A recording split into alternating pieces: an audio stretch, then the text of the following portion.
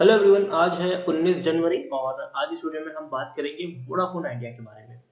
देखिए, Vodafone idea का share 13 रुपए के आसपास ट्रेड कर रहा है। अच्छी खासी तेजी हमें देखने को मिली है पिछले कुछ दिनों में। शेयर धीरे धीरे ही सही लेकिन ऊपर उठने की कोशिश जरूर कर रहा है। पिछले कुछ दिनों में हमें वोडाफोन आइडिया को लेकर कई सारी अपडेट्स देखने को मिली, चाहे जो कर्जा है इनका डिपार्टमेंट ऑफ टेलीकम्युनिकेशन का, उसकी रिकैलकुलेशन को लेकर सुप्रीम कोर्ट में अपील की बात हो, या फिर और भी कई सारी अपडेट्स हो। लेकिन हाल फिलहाल में एक बड़ी खबर निकलकर सामने आई है वैक्सीनेशन को लेकर। तो आखिर वैक्सीनेशन में वोडाफोन आइडिया कहाँ पे फिट होता है, उन सारी चीजों के बारे में इस वीडियो में हम डिस्कस करेंगे। लेकिन उससे पहले, अगर आपने अभी तक चैनल को सब्सक्राइब नहीं किया है तो प्लीज अभी इसे सब्सक्राइब कर लीजिए, क्योंकि आगे भी बहुत सारे वीडियोस हैं जो आपको काफी ज्यादा हेल्प करेंगे। उसके साथ साथ अगर आपने अभी तक मेरे टेलीग्राम चैनल को सब्सक्राइब नहीं किया तो उसको भी सब्सक्राइब करना मत भूलिएगा, लिंक आपको डिस्क्रिप्शन में मिल जाएगा। तो बात करते हैं वोडाफोन आइडिया की। 13 रुपए 30 पैसे का शेयर है, 2.5% का ग्रोथ है। एक महीने में अगर हम देखें तो 35% का ग्रोथ है। एक महीने में आप देखिए शेयर ऊपर ही ऊपर भागा है, नीचे नहीं आया है। और अगर थोड़ी सी गिरावट आ भी गई तो उससे बड़ा बाउंस बैक दिखाया है इसने। आप देखिए 9 रुपए के लेवल से उठकर आज तकरीबन तकरीबन 13 रुपए से ऊपर पहुंच चुका है। एक साल में तकरीबन 200% का ग्रोथ है। 3 रुपए का शेयर आप देखिए, बड़ी रैली आई, 12 रुपए तक पहुंचा, गिरावट आई, फिर तेजी आई, 12 रुपए तक पहुंचा, फिर गिरावट आई, टूट गया शेयर 8 रुपए तक। लेकिन दोबारा इतनी बड़ी रैली अभी आई है कि अब इसको रोकना मुश्किल हो चुका है। हालांकि एक बड़े लेवल से हमने इसकी गिरावट भी देखी है वोडाफोन आइडिया की।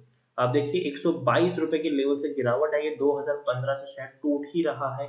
जियो की एंट्री से ये शेयर है जो काफी हद तक इफेक्ट हुआ है, प्रभावित हुआ है, और कहीं ना कहीं इनकी कमर भी टूटी है रिलायंस जियो के आने के बाद। लार्ज कैप शेयर है, 37,800 करोड़ के आसपास का मार्केट कैप है। एनएसई में देखिए तो 26 करोड़ के आसपास का वॉल्यूम ट्रेड है, और बीएसई में देखिए तो 9 करोड़ के आसपास का वॉल्यूम ट्रेड हमें देखने को मिल रहा है। अच्छी खासी क्वांटिटी में लोग यहाँ पर खरीदारी बिकवाली कर रहे हैं, और काफी बड़ी क्वांटिटी में अब लोगों को भरोसा जो है वो भी यहाँ पर लौट रहा है। आप देखिए होल्डिंग जो है इनकी अच्छी है। मॉर्गन स्टैनली भी जो है वो हाईएस्ट पब्लिक शेयर होल्डर में 1.58% की होल्डिंग लेके बैठे हैं। काफी रेप्यूटेड नाम है। इंडिविजुअल इन्वेस्ट होल्डिंग 15.63% के आसपास है। जो प्रमोटर की होल्डिंग है वो भी बेहतर है, उसके बारे में हम बात करें उससे पहले आप देखिए खबर के बारे में कि Vodafone Idea in talks to offer tracking tech to vaccination companies. तो देखिए इंडिया में कोरोना की वैक्सीन बन चुकी है और उसका जो डिस्ट्रीब्यूशन है वो भी हो रहा है, और वैक्सीनेशन लगाने का जो प्रोग्राम है वो भी स्टार्ट हो चुका है। काफी लोगों को वैक्सीन लगाई भी जा चुकी है अभी के वक्त में, और काफी जगहों पर, काफी स्टेट्स में ये प्रोग्राम जो है वो काफी हद तक चल भी रहा है। तो यहाँ पर वोडाफोन कहाँ फिट हो रहा है? तो देखिए Vodafone idea is in talk with top COVID-19 vaccine makers, including Serum Institute of India (SII) and Bharat Biotech, to offer a host of IoT solutions and sensors for digital tracking of vaccine supply chain in real time, and even monitoring the temperature of millions of doses of such vaccine in transit। तो देखिए vaccine की जो supply होनी है तो भैया उनका digital tracking की जो टेक्नोलॉजी है उसको वोडाफोन आइडिया कहेगी भैया हम मैनेज करेंगे। उसके अलावा जो डोजेस हैं उनका जो टेम्परेचर मेंटेन करना होता है तो उसकी भी मॉनिटरिंग ये कंपनी कर सकती है। ऐसी टेक्नोलॉजी ऑलरेडी इनके पास है। तो अपना जो IoT सॉल्यूशन है वो प्रोवाइड करवाने की बात की है, और अगर ऐसा होता है तो कहीं ना कहीं वोडाफोन आइडिया डेफिनेटली एक लाइमलाइट का काम करेगा। अब देखिए such end to end monitoring will start the minute a vaccine consistent leave producers factory. देखिए तो जैसे ही वैक्सीन फैक्ट्री से बाहर जाती है वैसे ही उसका end to end monitoring start हो जाती है कि भैया कहाँ गई, कितने तक पहुंची, क्या स्टोरेज टाइम है, और कौन सी कोल्ड स्टोरेज में वो रहने वाली है, कितना टेम्परेचर है उनका, वो सारी चीजों को मॉनिटर करना जरूरी है। और वहां पर जो VI है वो इनको प्रोवाइड करवाने की बातचीत भी कर रहे हैं। मॉनिटरिंग एंड मैनेजमेंट लॉजिस्टिक जो होता है वो पूरी की पूरी चीज ये मैनेज करने की बात भी यहाँ पर हो रही है। VI is testing its IoT solution for multiple use cases such supply chain tracking to temperature monitoring of vaccine in transit। तो देखिए अच्छी बात है ये, और वाकई में अगर ऐसा होता है तो अच्छी बात होगी। हालांकि IAS spokesperson said the vaccine maker won't offer comment। देखिए अभी तक जो कंपनीज है, चाहे वो भारत बायोटेक हो या फिर सीरम इंस्टीट्यूट हो, उन्होंने अभी तक इसके बारे में कोई भी कमेंट करने से मना कर दिया है। अभी तक उन्होंने कुछ भी नहीं बताया है। वोडाफोन आइडिया टेक्निकल रेटिंग देखें तो काफी अच्छी है, तेजी के संकेत है, ऊपर जाने की संभावना है शेयर्स की। According to Moneycontrol user 84% लोग खरीदने की सलाह दे रहे हैं, 8% लोग होल्ड करने की बात करें, मतलब 92% लोगों का यहाँ पर पॉजिटिव व्यू है, जबकि 8% लोग बेचकर निकलने की भी सलाह आपको यहाँ पर दे रहे हैं। वोडाफोन आइडिया अगर हम एक और चीज देखने की कोशिश करें यहाँ पर, तो अभी तक जो इनकी क्वार्टरली रिजल्ट्स है उसकी डेट सामने नहीं आई है कि कब इसके नतीजे आने वाले हैं, लेकिन उम्मीद करते हैं कि बहुत जल्दी उसकी भी डेट सामने आ जाएगी।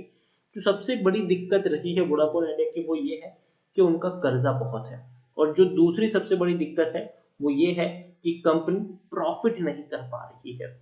आप खुद सोचिए कि कंपनी का जो रेवेन्यू है वो 10 से 11,000 करोड़ का एवरी क्वार्टर में रेवेन्यू है इनका, लेकिन प्रॉफिट पे अगर हम नजर डालते हैं तो वहीं पर हमको देखने को मिलता है कि भैया रेवेन्यू से ज्यादा तो इनका नुकसान है। यहाँ पर सितंबर 2019 में 50,000 करोड़ से भी ज्यादा का लॉस रिपोर्ट किया इस कंपनी ने।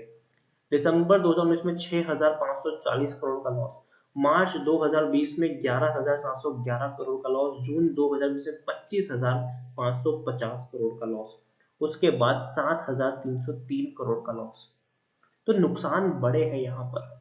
लेकिन जो एक और खबर है वो ये भी है कि आरकूस जो है वो इनका बढ़ा है, उसके अलावा जो कर्जा है वो धीरे धीरे क्या कहते हैं कि स्टेबल हो चुका है अभी के वक्त पर।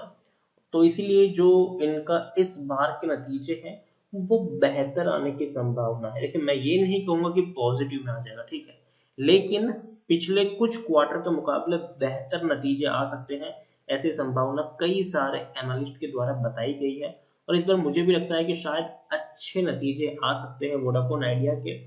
अच्छे से मतलब ये नहीं कि कंपनी प्रॉफिट कर लेगी, लेकिन हाँ पिछले कुछ क्वार्टर के मुकाबले पॉजिटिव साइन आपको देखने को मिल सकता है। यहाँ पर प्रमोटर के पास 72% से भी ज्यादा की होल्डिंग हमें देखने को मिल रही है, और ये लेटेस्ट डेटा है, आप देखिए दिसंबर 2020 का लेटेस्ट डेटा है, उसके अकॉर्डिंग 72.05% की होल्डिंग प्रमोटर के पास है, 20.48% की होल्डिंग पब्लिक के पास है, 1.39% की होल्डिंग डीएल्स के पास है, और 6.08% की होल्डिंग एफआईएल्स के पास भी हमें देखने को मिल रही है।